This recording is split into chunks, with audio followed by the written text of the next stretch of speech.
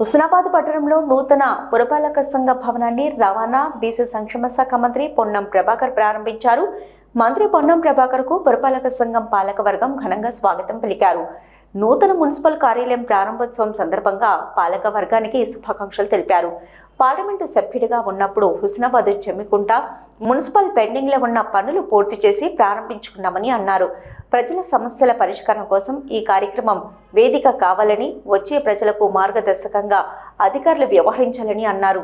ఇక పాత మున్సిపాలిటీలో పోస్ట్ ఆఫీస్ రిజిస్ట్రేషన్ ఆఫీసులను తీసుకురావాలని జిల్లా కలెక్టర్ ఆదేశాలు ఇవ్వాలి. అభివృద్ధి నిరంతర ప్రక్రియ. గతంలో పనిచేసిన శాసనసభ్యులు, సర్పంచులు, పనిచేసిన మున్సిపల్ చైర్మన్లు, కౌన్సిలర్లు, అధికారులు సమన్వయంతో నిరంతరం పనిచేశారని అన్నారు. ఈ కార్యక్రమంలో జిల్లా collector Manu Chowdary, municipal chairperson Akula Rajitha Venkanna, commissioner Mallikarjun Goud, municipal vice chairperson Aileni Anitha, Siddipet జిల్లా గ్రంథాలయం chairman Lingamurthy, single window chairman Bolishetti Shivaiah, market committee chairman Kandi Tirupati Reddy, Saidapur market committee chairman Sudhakar, market committee vice chairman Pankachandu, councillors, అధికారులు తదితరులు పాల్గొన్నారు.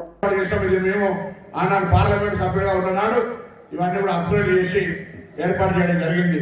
దాని తర్వాత వచ్చిన పాలకవర్గంలో చంద్రయ్య గారు, దాని తర్వాత ఆకుల రజిత గారు చైర్మన్ అయ్యారు. సరే, ఇంతకుముందు శంకరన్ ఒక కరపత్రం చదువుతూ ఉంటుంటే ఓ రోజు మున్సిపల్ కార్యాలయం తీసుకుపోయి కరీంనగర్ రోడ్ ఏదో ఫౌండేషన్ చేసినారు ఎమ్మెల్యే గారు. ప్రజలందరికీ ఎటువంటి చిన్న చిన్న సమస్యలు రాకుండా ఉండే విధంగా అన్ని రకాల సమస్యల పరిష్కారానికి మరి ఈ యొక్క కార్యాలయం వేదిక కావాలని ఈ సందర్భంగా మీ అందరూ కూడా నా శుభాకాంక్షలు. మీరు వచ్చేటువంటి పాలకవర్గానికి మార్గదర్శకత్వంగా అధికారులు అందరూ కూడా వ్యవహరించాలని సందర్భంగా కోరుతా ఉన్నా. అదేవిధంగా పాత మున్సిపల్ కార్యాలయం గౌరవ జిల్లా కలెక్టర్ వెంటనే ఆదేశాలు ఇచ్చి పాత మున్సిపల్ కార్యాలయంలో ప్రజల సౌకర్యార్థం ఒక 2 కార్యాలయాలు, ఒకటి పోస్ట్ ఆఫీసు, ఒకటి రిజిస్ట్రేషన్ ఆఫీస్ బయట ఉన్నాయి.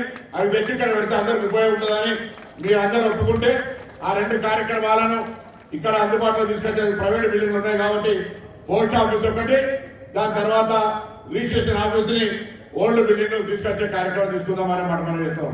దీన్ని ఏం పెట్టాలనేది కలెక్టర్ గారిని, ప్రజలకు ఉపయోగపడేటువంటి ఆలోచన చేయమని చెప్పి కోరుతా ఉన్నా. చైర్మన్ గారిని, పాలకవర్గాన్ని కూడా ఏదైనా అందరికి ఉపయోగింపబడాలి. అదేవిధంగా మీరు అందరూ ఆమోదిస్తే, మీరందరినీ ఒక అభిప్రాయం, నా ఆలోచన మేము ముందుస్తా ఉన్నాను. ప్రథమ సర్పంచ్గా 3 సార్లు శాసనసభ్యుడిగా ఉన్నటువంటి బొప్పరాజు లక్ష్మీకాంతరావు గారి పేరుని ఈ మున్సిపల్ భవనానికి పెడదామని ఆలోచన ఉంది.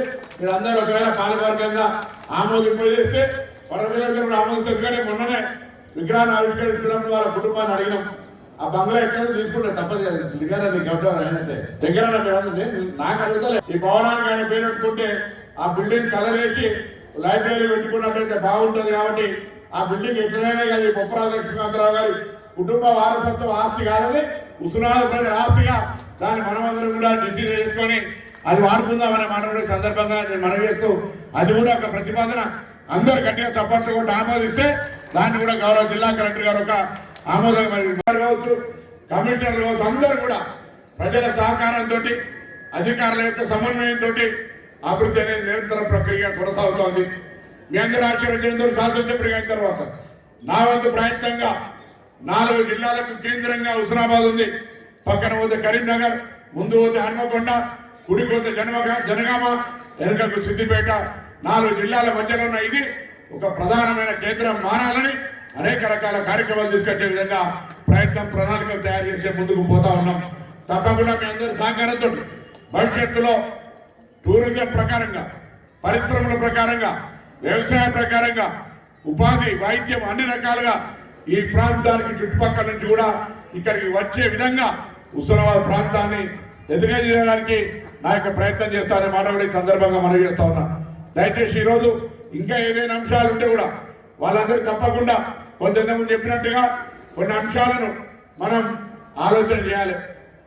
ప్లాస్టిక్ సంబంధించి ఇప్పటికే ఒకటి స్టీల్ బ్యాంక్ ఉంది, దగ్గర ఒక 1000 ప్లేట్లది.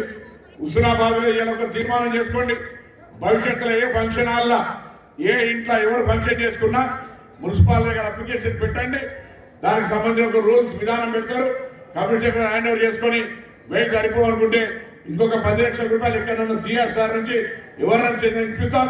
2000 స్టీల్ ప్లేట్లు, గ్లాసులు వాటన్నిటి సరిపోయే విధంగా స్టీల్ బ్యాంక్ ఏర్పాటు చేస్తాం. ఇక్కడ హుస్నాబాద్ ఫంక్షన్లల్లో ప్లాస్టిక్ ప్లేట్లు లేకుండా, హుస్నాబాద్ హోటళ్లలో ప్లాస్టిక్ గ్లాసులు లేకుండా ఉండే విధంగా కూడా చర్యలు తీసుకోవాలి. ఇక్కడి నుంచి ఒక అంకురార్పణ జరగాలని నేను ఆకాంక్షిస్తా ఉన్నా.